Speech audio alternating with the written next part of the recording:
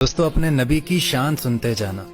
जब हजरत आदम अलैहिस्सलाम का अम्मा हव्वा से जन्नत में निकाह हुआ तो अल्लाह ताला ने हजरत आदम अलैहिस्सलाम से कहा कि अपनी बेगम को हक महर अता करो।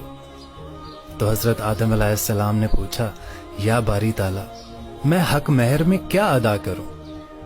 तो अल्लाह ताला ने इरशाद फरमाया कि तुम्हारी नस्ल में से मेरा आखिरी नबी आने वाला है, तुम उस पर एक मर्तबा दरूद पाक पढ़ दो, यही तुम्हारी तरफ से तुम्हारी बेगम को हक महर अदा किया जाएगा। सुभान अल्लाह। हजरत आदम अलैहिस्सलाम भी परेशान हो गए, हैरान हुए कि वो कौन है जो मेरी नस्ल से है और मुझे कहा जा रहा है कि उस पर एक मर्तबा दरूद पढ़ दो और ये तुम्हारी बेगम के लिए हक महर होगा।